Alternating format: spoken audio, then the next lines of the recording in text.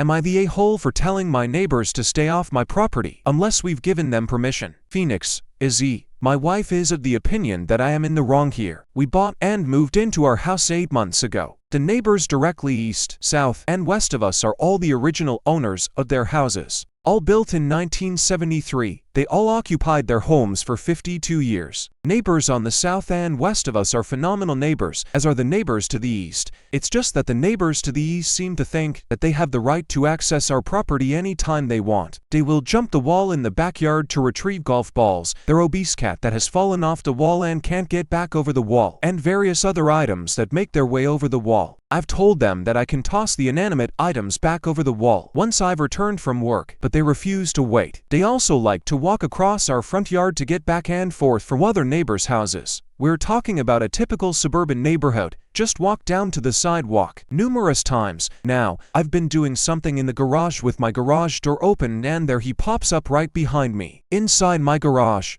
I've offered polite resolution to all of these scenarios, but it falls on deaf ears. This past Friday was when I finally snapped a little. We had bought a boat the night before and it was there in our driveway. We were loading up the truck for our Labor Day camping trip, so I was running back and forth from the house to the truck. In one trip to the truck, I walked out through the garage to see the man had boarded the trailered boat. I walk right past him to my truck and he says nothing. I stopped at the boat and simply said, "Hey, neighbor's name, I'd really appreciate it if you would stay off of my property unless you've been invited. Please get off my boat." His response was a dumbfounded, "I was just checking out the boat." I said, "My boat, on my property, neither of which you were invited onto. Please leave." I have never in my life thought that doing something like this was acceptable. We knocked on doors as kids. If our balls went over the fence to someone else's yard, we would never walk across their front yards unless invited to do so, and we certainly wouldn't enter their garage unless explicitly told it was okay. In my opinion, it's just being respectful to your neighbors.